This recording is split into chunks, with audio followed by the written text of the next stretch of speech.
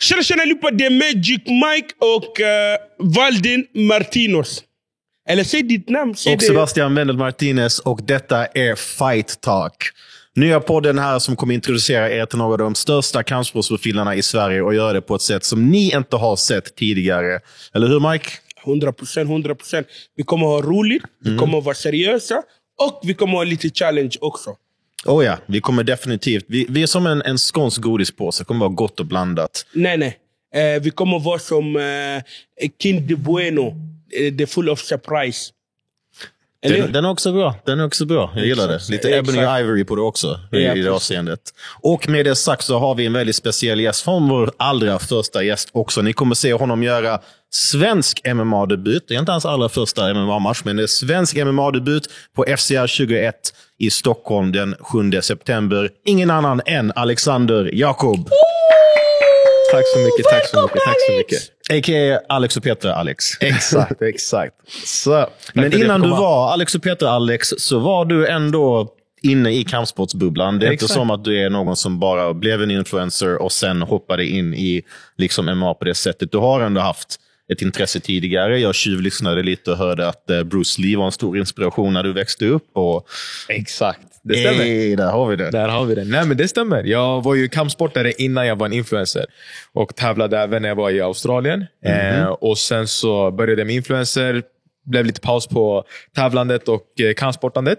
Men träning har ju alltid varit en del av mitt liv. Och nu fick jag möjligheten att göra det igen. Och därför är jag här.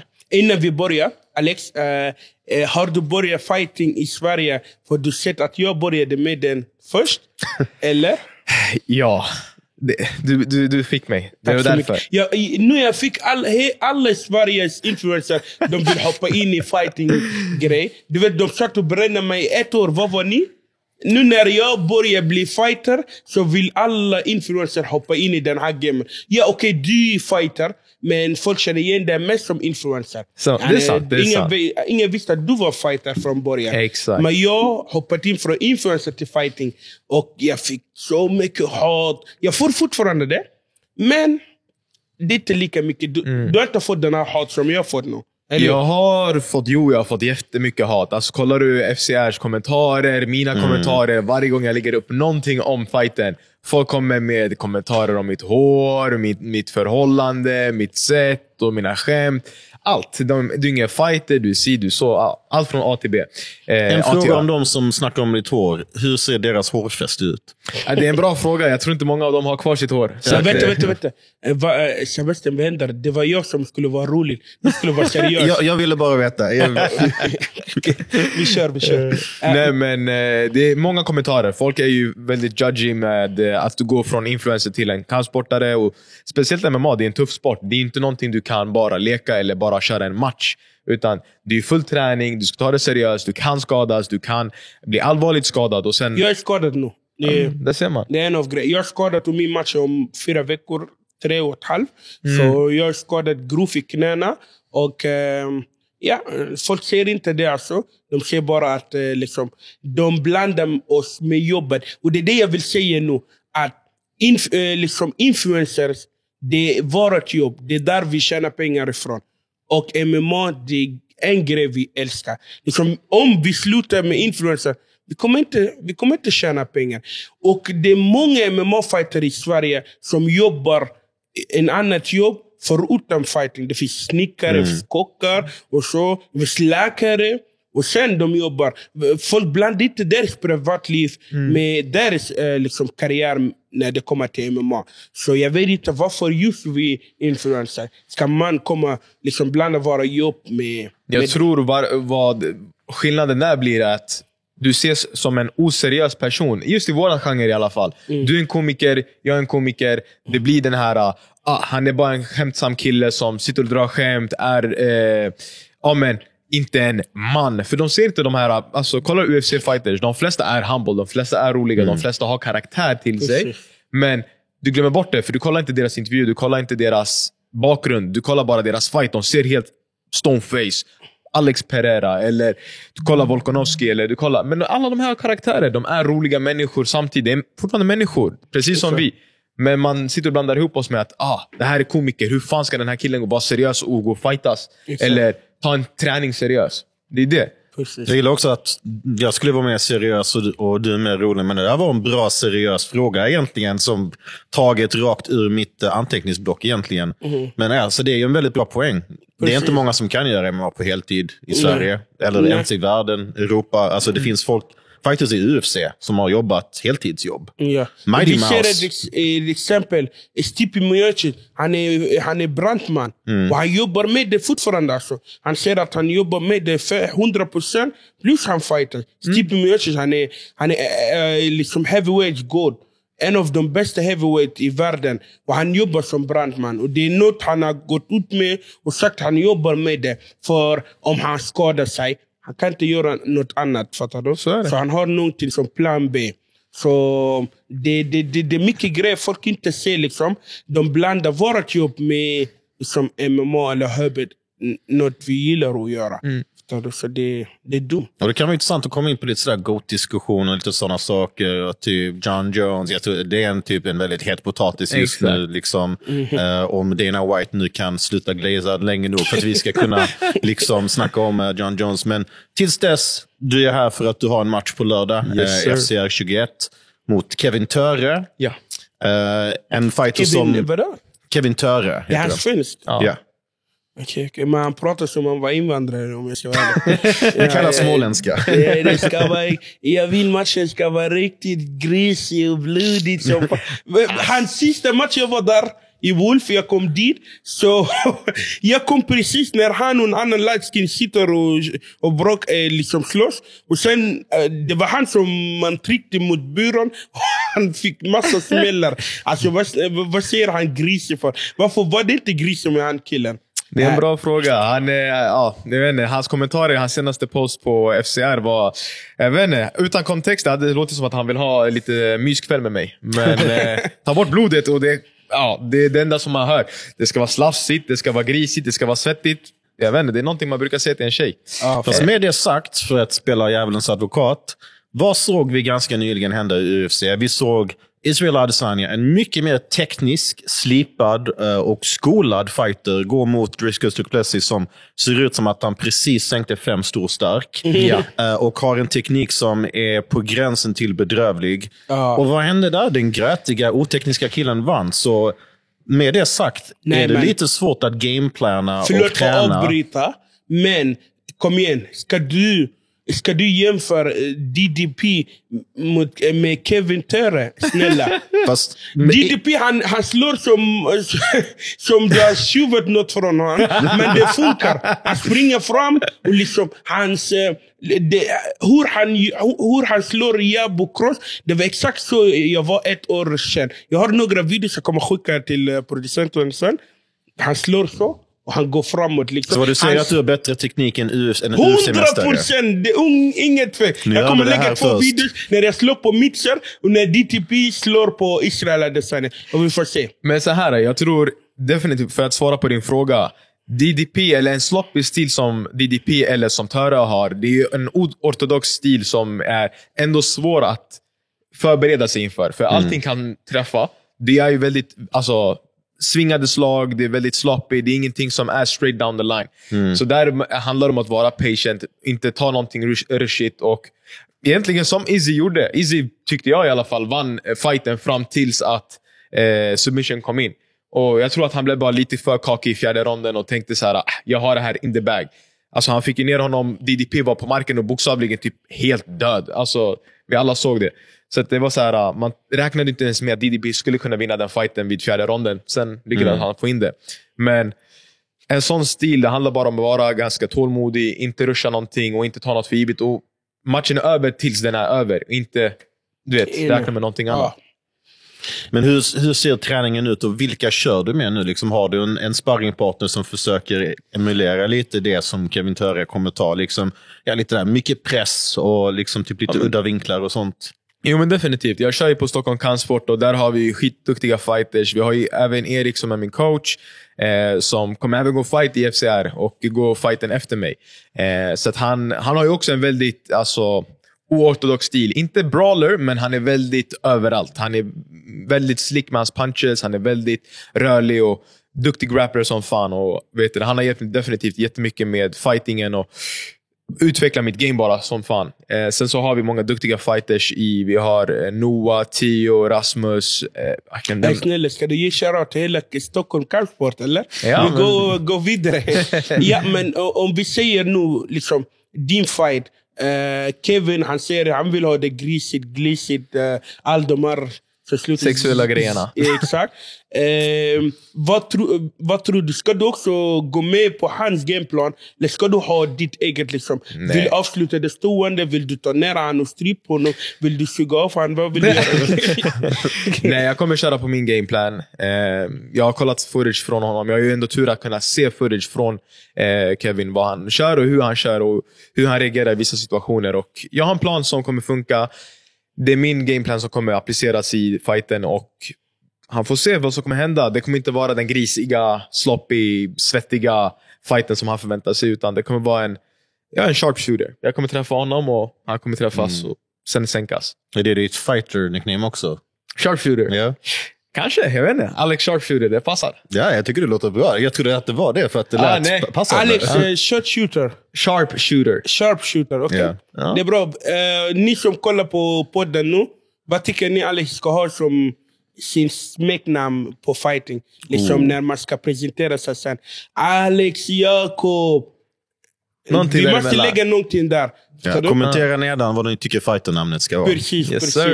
Och sen om vi får fråga dig Alex, vem MMA-fighter som kör UFC eller en annan organisation, en stor organisation som du tror har samma stil som dig eller nära stil som dig liksom? Jag skulle väl ändå säga en blandning av John Jones och Izzy. Mannen! Inte för att säga att det är något som saknas för Jesus. Nej, men inte för att vara en sån, men jag gillar ju definitivt stilen de kör på. Jones, hans wrestling underbar, bra pressure, men hans stående också vacker. Han var ju en wrestler som sen blev en allrounder med elbows, knees. Nu får jag inte skicka knees to the head eller elbows, men en väldigt mångfaldig stil som går att applicera till alla situationer. Och det är väl det, jag är väldigt jag är som en svamp, jag suger åt mig allting och kör på mitt sätt. Ja, men vi fick inte svar. Vem tycker du har samma stil som dig? Ja, men det är en blandning av de två. Alltså, John och Izzy, va?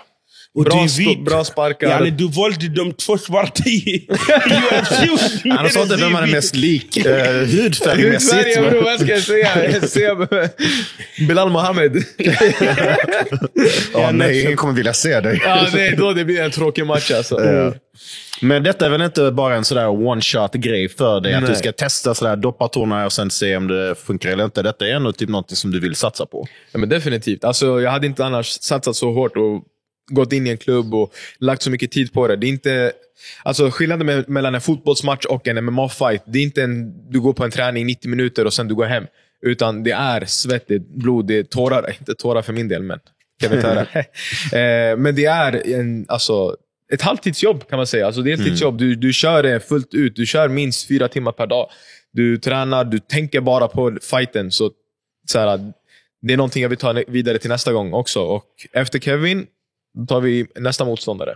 Plus det är en grej också, coach Malik brukar säga till mig alltid att du inte fightar bara i klubban, du fightar också utanför klubban. Det är hur du sover, hur du äter, hur du beter dig som en fighter, hur du tänker liksom, hur du behandlar folk runt dig. Det måste alltid vara fighter. Det där är en complete fighter. Du är inte bara 2 timmar i klubban, tränar hårt, svettas, sen går du hem och liksom äter snabbmat eller gå och dricka alkohol eller gör vad fan som en vanlig människa gör. Du ska vara fighter.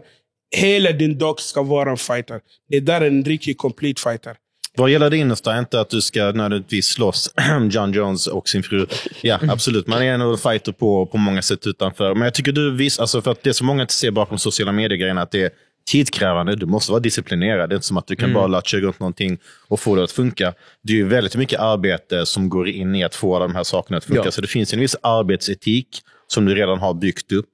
Har du kunnat applicera det till din MMA-träning på något sätt? Vad gäller typ struktur eller hur du liksom planerar din vardag, lite sådana saker? Ja, alltså absolut. Det är så här, redan innan kampsporten var en grej så har jag ändå haft disciplin alltså runt mig hela tiden. Jag funkar inte med att ha en oorganiserad dag. Jag behöver veta vad jag ska göra. Ha helst samma dag hela tiden. Alltså måndag till söndag. Det ska vara ändå liknande schedule. Det ska vara ingen frukost, men kaffe, träning, jobb och sen rutinerna är samma hela tiden. Det är alltså... Ja, men innan men hur är din dag liksom? Hur börjar din dag liksom? En dag för inte Alex och Petra utan Alex, Jakob, the sharpshooter, eller den namnen ni väljer. Sharpshooter. Hur börjar din dag och hur avslutar det som fighter? Liksom? Som fighter, nu om vi tar det senaste under fight camp, det är vakna upp runt 8 någonstans där, ta kaffe, lite lugnt, jobbar, svarar på mail, gör min grej liksom. Och sen så är det jobb fram tills träning klockan 5. Du tränar 2 gånger per dag, ibland 3 också. Så ibland får du få in ett morgonpass också. Det är sprintsen som behöver komma in 3 gånger i veckan. Och sen så är det träning fram till klockan 8:30 någonstans där. 8:30 är hemma och käka. Och sen så är det repeat på det. Så jag har av min egen fritid 1 timme kanske. Bara koppla av, spela kanske. Eller kolla en serie med frugan eller någonting. Vad spelar du? LOL. Värsta spelet. Mannen, jag klarar inte av LOL och de här spelen man spelar på Dota. Fuck LOL och fuck alla som spelar det. Säg inte så. Kolla, du kommer få... Du har ingen sponsor för det här. Riot Games, de kommer inte höra av sig till dig. Nej, men vi vet att du har lite ont om tid för att du måste in till träningen. Matchen mot Kevin Töre, när du visualiserar den, vad ser du framför dig? Hur ser du matchen gå? Alltså jag ser inte att han kommer klara sig. Absolut inte ett domarbeslut. För mig, Kevin, jag tror inte du kommer klara det mer än 2 ronder. Första ronden, absolut. Grejen är här att jag inte varit i ringen eller oktagonen på 4 år. Så att det kommer vara nerver. Det är jag beredd på. Det är någonting jag ändå ställer mig inför. Så jag är med bekväm första ronden. Hitta min reach. Och andra ronden tror jag inte han kommer klara sig ut. Och då blir det ett avslut. Och Kevin, kan du säga till oss? Nej, men Kevin är en jättesnäll kille för övrigt också. Jag känner honom. Och, men det är inga personlighet. Krävs 2 för att dansa tango. Och vi är väldigt glada att den här matchen kommer ihop. Liksom. Definitivt. Ja. Alltså respekt till honom. Han vet ingenting om mig. Och han har egentligen allting att förlora och ingenting att vinna på ett sätt. För att han har förlorat sina MMA-fights nu senaste 2 matcherna tror jag. Och sen att förlora mot en influencer som mig. Då jag vet inte vad hans karriär är. Om jag ska vara helt ärlig, det är så här, du torskar mot fighters, absolut, det kan hända. Men sen torskar du mot en influencer. Då skulle jag säga att vi kan byta karriär, bror. Du kan ta över min influencer-grej. Intervjua mig sen när jag är star. Och om vi säger nu, du har haft lite nu kanske koll på svensk MMA. Eller kanske din viktklass som är 77. Du kör 70. På 70, okej. Vem har du nästa motståndare? Eller vem fighter du har ögon på nästa efter Kevin Koro? Töre. Så jag har inte koll på alla fighters i 70-viktklassen. Det finns många duktiga människor här, men jag fokuserar inte på dem. Jag fokuserar bara på mig själv och bli bättre. Sen vem nästa motståndare är, det är inte för mig att bestämma, utan det är matchmakers. Så jag har förslag, men det kommer vi till. Jag har också förslag.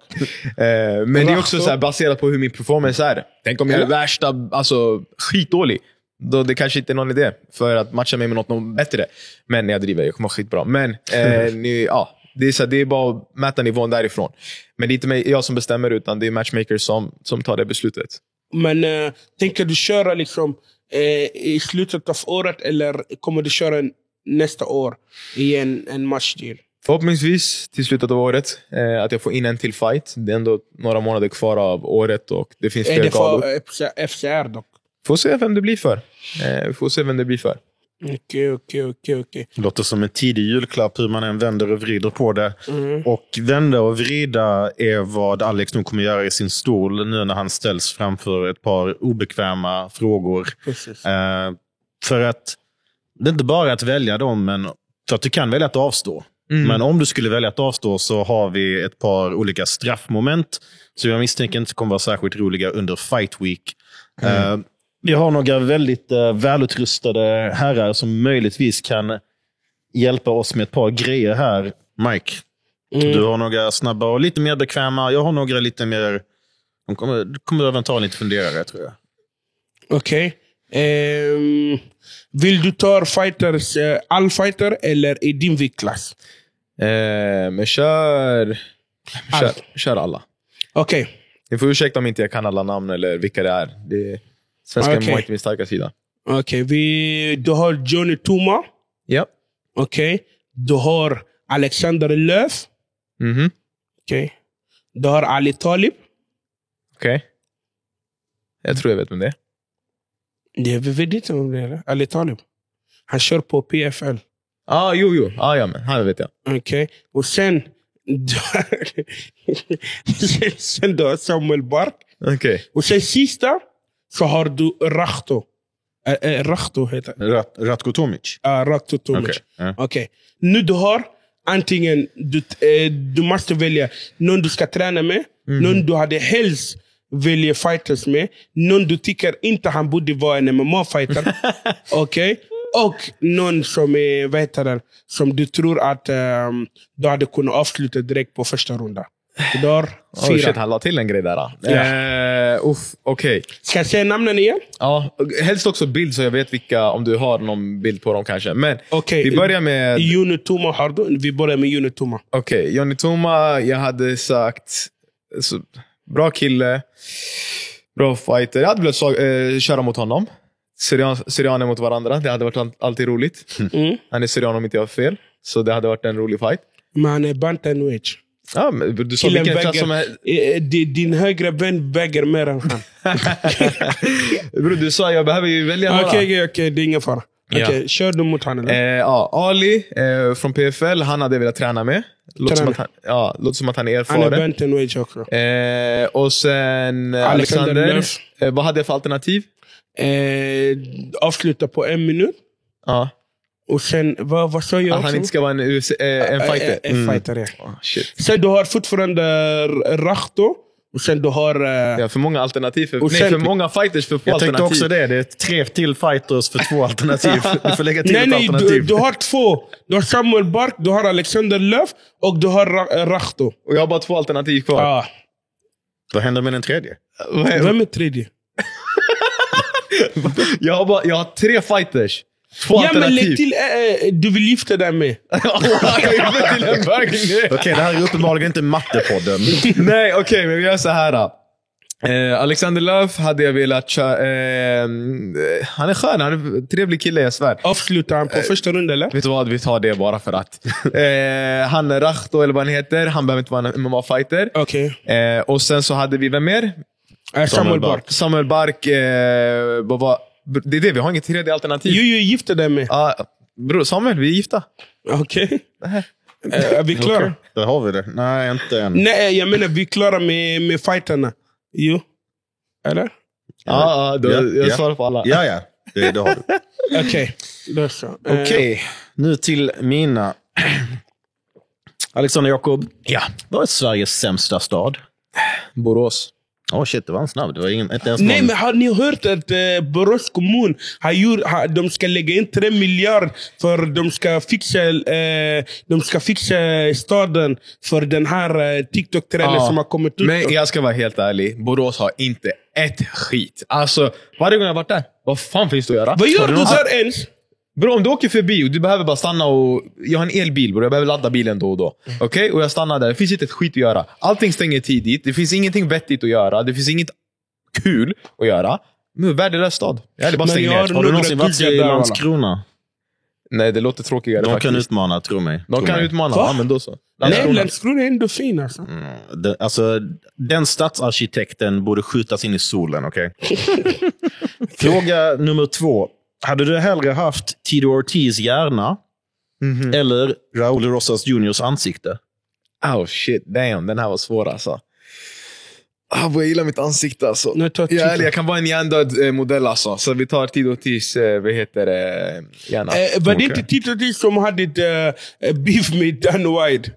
Alltså Tito Ortiz har beef med intellekt av allmänt slag. Liksom. Han är hjärndöd. Faktiskt. Alltså, kolla sådana compilations där han snackar om typ every day I wake up 10%, I mean 110%, and the rest of 10%. Alltså du vet, det går inte ihop. Ja. Han är... Hade du hellre hållit pads för Alex Pereira i en månad? Eller grapplats med P. Diddy i en timme? Oh shit.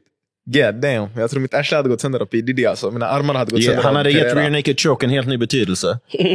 Bror, han hade gett mig the back all day. Every day. Han bara, rulla mig. Ta Alex Pereira. Han är ändå Alex rolig. Pereira, vet du vad? Han kommer göra den här chama. Det är bara att lära sig hans teknik och hans calf kicks alltså. Så ja, vi tar det. Jag säger hej då till dina vader i så fall. Jag ska lära mig den här han gör. Du vet hur han fintar. Och bara tackar den. Av alla svenska politiker som du känner till, vem är objektivt snyggast? Jag är snälla, får jag svara? Ja, du får svara. Får jag svara? Jag hade alltid velat när, vad heter det? Kristina, hon som får Chris. Hon, vad heter hon? Emma Bush, eller vad heter hon? Ebba Bush. Ge mig bara en natt med Ebba Bush, jag är klar för livet alltså. Alltså hon är för sexy. Jag tror jag träffade henne i Umeå. Jag tror du hade gjort så att det partiet hade fått 0% röster om det. Nej, alltså jag svär. Vet du Ebba Bush? Jag tror hon hade blivit en SDR efter det där alltså. Hade skickat dig. Ebba Bush, om du ser den här podden, en grej du ska veta. Om du gifter dig med mig, jag svär på mamma, hela Sverige kommer rösta på din parti. Det är Kristdemokrat, va? Kristdemokraterna. Ja, det kommer höjas upp till från 25%, jag tror till 125%. Ja, de säger romansen är död. De behöver rosor och poesi när man kan säga en på att man personen istället. Va? Så du människan är död? Alltså jag tror helt ärligt hon hade blivit en SDR efter att varit med dig. Ingen fara. Jag hade också blivit SDR. Jag hade Jimmy Åkesson efteråt. Okej, vi har nästa här. Yes. Vem är du hellre inlåst i ett stängt rum med i 36 timmar? Och det finns alkohol i rummet. Sean Strickland eller Mike Perry? Sean Strickland, jag tror jag hade haft skitroligt med han. Nej, om du är på hans goda sida. Ja, men det är det. Jag tror vi hade snackat skit deluxe alltså. Sean Strickland, för att han hade varit... Nej bro, han är psykopat. Ja, han är psykopat. Om man dricker lite bro, han kommer döda dig. Bro, jag är en kameleont. Om det finns alkohol där, jag kommer få han att dricka allting. Så jag kommer... jag tror jag kommer få han att gråta alltså. Men säg till hans pappa. Börja prata om hans farsa, han kommer gråta direkt. Det är sjukt alltså. Ja.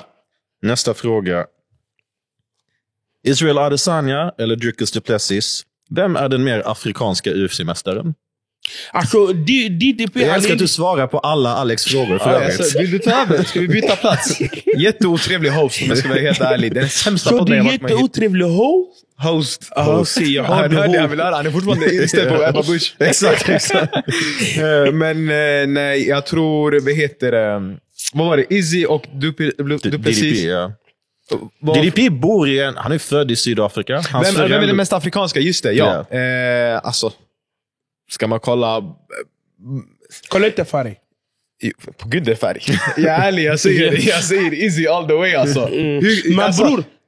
Gör du en genetisk test och kollar DDP. Förmodligen han är lite tysk också.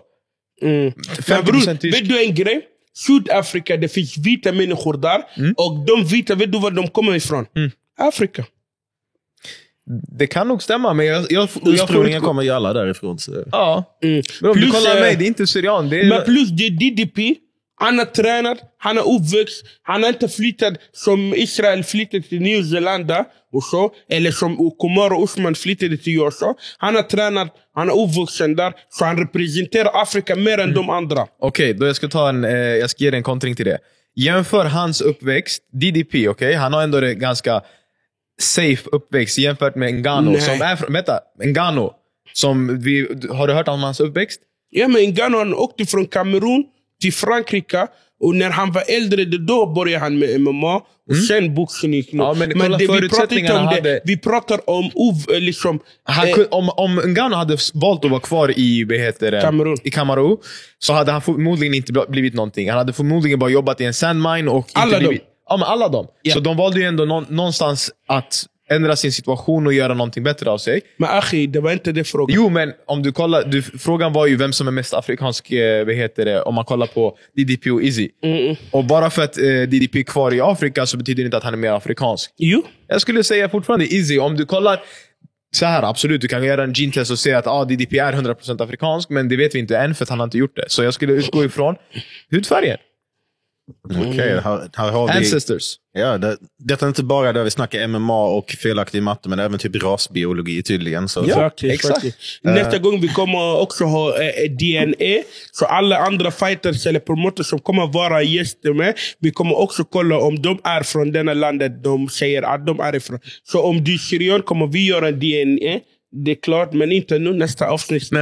Ni ser, jag är 50% svensk istället. Låt mig stanna i landet. Min sista fråga. Vem hade du hellre hånglat med? Kevin Töre eller Magic Mike? Magic kom min bror. Mike var redo för det.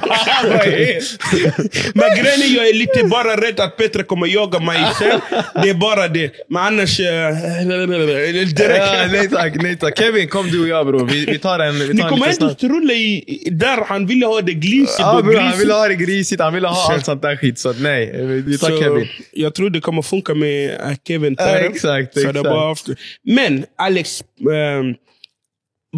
Vad har du för prediction? Nu, producenten, när kommer den här släppas? Efter hans fight eller innan hans fight? Innan. Man säger man var lite professionell. Fredag. Okej, så det kommer vara på en presskonferens, eller hur? När det är presskonferens. Okej, berätta till oss en prediction för din fight som är imorgon. Okej. Jag tror som jag sa innan, första ronden kommer jag behöva känna av honom lite. Mäta distansen, nerverna kommer vara definitivt där med tanke på att det inte har fightats på ett tag. Andra ronden, jag kommer hitta ett avslut. Om det blir stående, om det är på marken, spelar ingen roll. Men jag tror inte han kommer klara sig förbi rond 2. Rond 2? Okej. Hur känner du att din power är just nu? Den är stabil. Jag känner mig jättestabil på 73 kilo. Weightcutten har varit skitbra. Träningen har varit skitbra. Jag känner mig stark, jag känner mig stabil.